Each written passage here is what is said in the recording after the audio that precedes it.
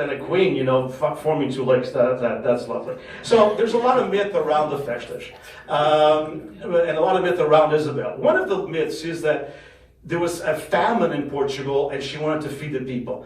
That's not very true. I mean, yes, there are famines in the 1400s and 1200s and 1300s all over Europe. But Portugal was actually economically, because of Dom Diniz, doing somewhat okay. It was just that she felt that the peasants should have more than they have.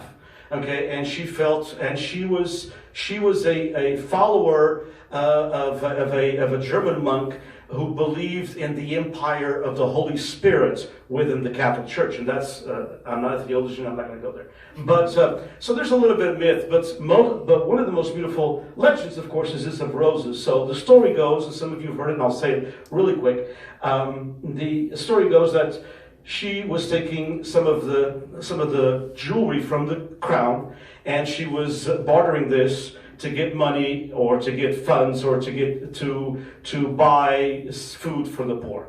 And one day, and she had been doing this. Has she been doing that literally? Probably not. But she was in a way deconvincing some of the aristocrats that they needed to be a little bit more generous than they were. She applied her pressure. And sometimes it was to the detriment of Diniz, but she applied it. And so the story goes that one day she has the jewelry, and Diniz comes by and says to her, "Oh, what do you have in there, my lady?" And she said, "Roses, my lord." And he goes, "Roses in January? I'd love to see those roses." And of course, the legend goes that she opened up her cloak, and the jewels transformed into roses. And so that's the miracle of the roses. That still is part of the Portuguese idiosyncrasy for many, many years. And so, and I wanted to mention the story because if there are 85 festas, and there are 85 festas of the Holy Spirit in California, and a few dozen in Massachusetts, and also another dozen in Rhode Island, and throughout Brazil, and literally dozens also in Canada, it is because of the cult began, the tradition of the Holy Spirit began by Rainha Santa Isabel. She's known in the Catholic Church as a saint. So what happened to Portugal after this was the overseas expansion, and that's where the Azores comes in. So Portugal's first, as we can see down here, if you can see my mouse around it, Portugal's first acquisition, let's put it that way, was Ceuta in northern Africa, which is where today Morocco is at. And Portugal wanted to capture the city because it was an important trade city. And so that was our first acquisition going outside of mainland Portugal. And why did Portugal go basically to Africa and then to the world, look to the sea? Because look, we're surrounded by what? We're surrounded by Spain, and Spain was much more powerful. It still is. Today, Spain has 62 million people. We have 10 million. So, you know, and we have this wonderful saying in Portuguese, de Espanha nem bom vento, nem bom casamento. Literally translated means from Spain, no good wind and no good marriage. So that means literally nothing good. But it's changed tremendously. There's much more, there are a lot more bridges that have been built. But the Portuguese and the Spaniards have not been best of buddies for the last 900 years. And so we had to look outside according to the crown, the Portuguese crown. And so the Ceuta, there in Africa, the tip, was almost by Gibraltar, as you can see, was a very prosperous trading center for the Muslim world. And so Portugal took that over. And then there's a couple of different areas. 1419, we discovered the archipelago of Madeira. Madeira is an archipelago of 2 islands, closer to Africa than the Azores. And then there were 2 dates, so 1427 and 1432. And basically 1427 is now agreed upon by historians that indeed Diego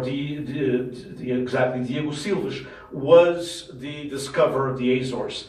It has been for many years given to Gonçalo Velho Cabral in 1432 because he actually stayed at the Azores. The other one kind of went by it, saw the archipelago, and then they were all trying to get to India because of the spice trade.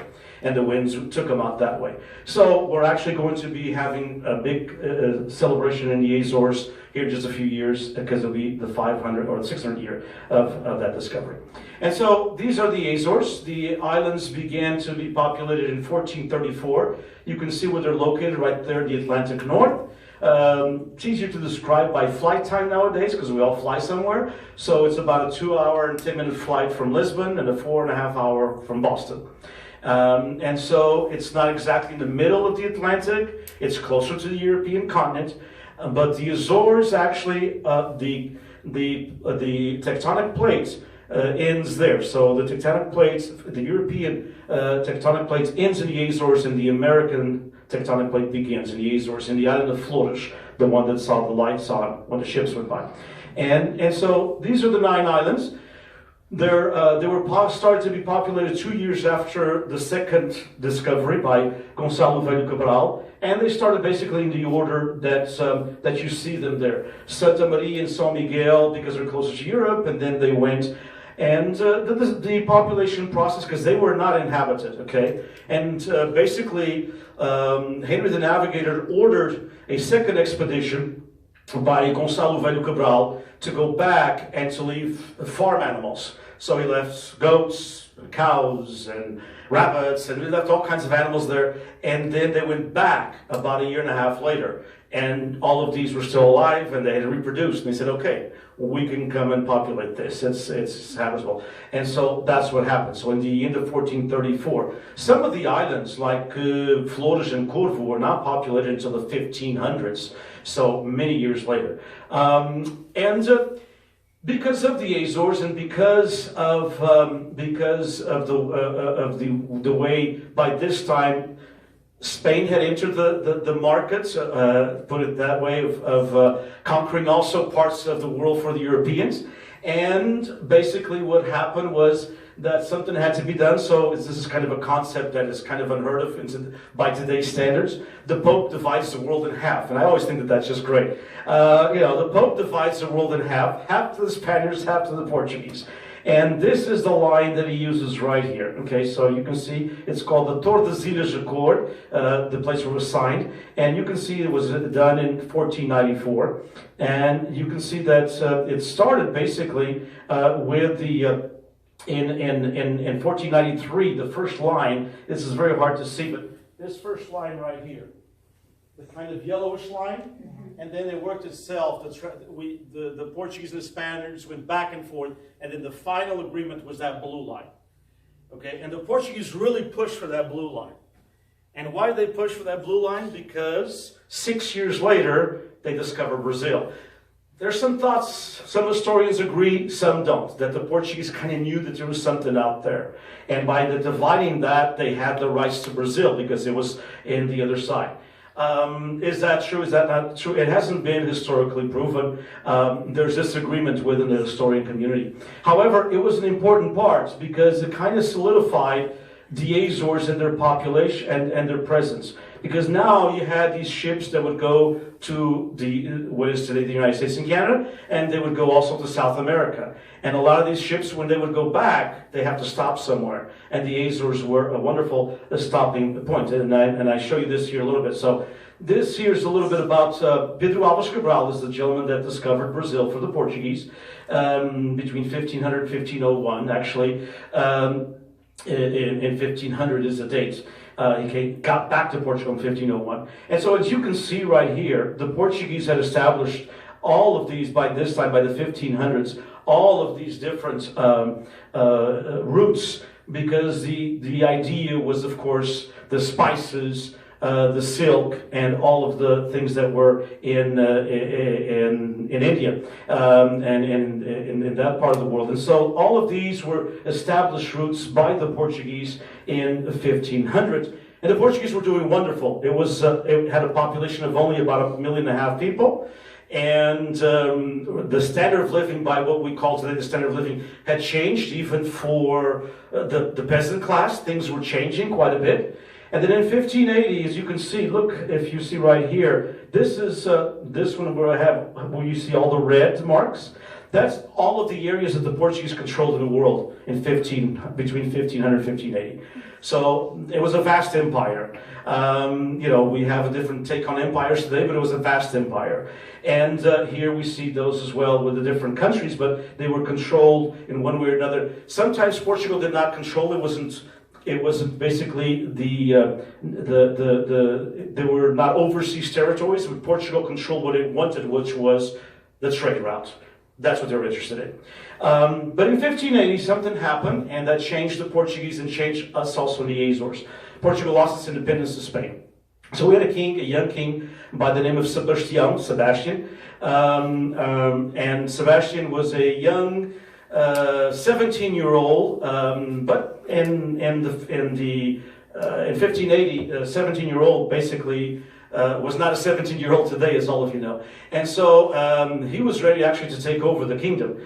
But he really was ambitious, and he felt that we, the Portuguese, had to control all of Africa. And still parts of Africa were being controlled especially the trade by the Moors. And so in 1580, he sent an expedition. He himself headed that expedition of almost 30,000 soldiers. Imagine that, 30,000 young men in a country of a little over a million. That's a lot of kids between the ages of 15 and 21, 22. And he lost big time. So it's called the Battle of Three Kings, Alcácer Quibir. And to this day, we've never heard from Sebastian. He didn't come back. We don't know if he died. We don't know if he was ashamed and ran away. We have no idea. But it marked the Portuguese idiosyncrasy, because to this day, in Portugal, when we know that something is not going to happen, but we'd like it to happen, we say, Sebastian will take care of it. Sebastian will come back and take care of it. And so psychologists call it Sebastianism. It's a psychological disorder or order that people study. It's called Sebastianism. It's very ingrained in the Portuguese idiosyncrasy. And so we lost our independence because he was young. He did not have any kids, so the next heir to the throne was his great uncle, was a cardinal who was 68 years old, and that, I think it's young. I think you all agree with me, 68 is young. But in 1580, he was kind of, like 120 today. So he died 5 years after 5 days after he got the crown. So who's next? There was a cousin, a second cousin called Prior do Crato. First cousin called Antonio Prior do Crato. But there was a problem. Antonio's father was indeed, so he was indeed part of the aristocracy, but his mother wasn't. He was considered an illegitimate child. And so the next heir to the throne was a guy by the name of Philip II of Spain. And he was, because all of these people married each other in order to control and to form pacts, And so Philip II, was in 1500s, had a very strong army, and he came in and he ruled Portugal until 1640. So we lost our independence for 60 years. That really changed Portugal. So the loss of independence between 1580 and 1640. But for some of you might recognize the picture. This is our sister city in Angra. But for Angra and for Terceira, it was a little bit different. And for the Azores, because the Antonio Prior do Crato took refuge in Terceira, and Portugal continued being in Terceira for 2 years. It was the only place that still had the Portuguese flag until 1582.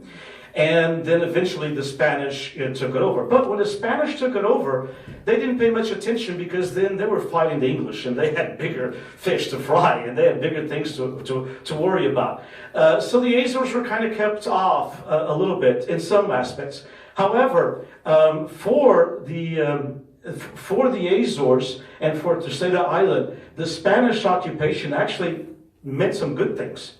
As you can see, there's a big fort there in the city of Angra. It is the largest. There are only 3 forts that are that magnitude in the Atlantic and the western part of the Western Hemisphere, and that is Angra in Terceira, built by the Spanish. This fort did not exist before the Spanish.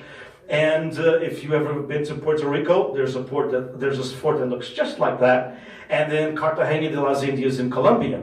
And it was their way to protect themselves from the English, from other empires, and they really developed a strong economy in Terceira. Part of the reason, that kind of older picture up there on the top right, Angra, the name of the city, Angra in Portuguese means a natural harbor. Okay, and so as you can see, there's a natural harbor there that the ships could come in and they could seek protection from the Atlantic waters that can be very, very rough. And so it helped Terceira because it wasn't just the Portuguese. Now the Spanish had a foot in the New World, as you all know. You know, by this time, here in the United States, in Canada, in most of Latin America. And so all of the vessels going back to Europe stopped there. And so the Azores had things that other parts of the world didn't have. You know, some of our Portuguese sweets that have influence, you know, from different ingredients come from this contact where these ships would come on their way back to Europe, or if they came from India and the winds pushed them and they had to seek refuge in Angra until the waters calmed down a little.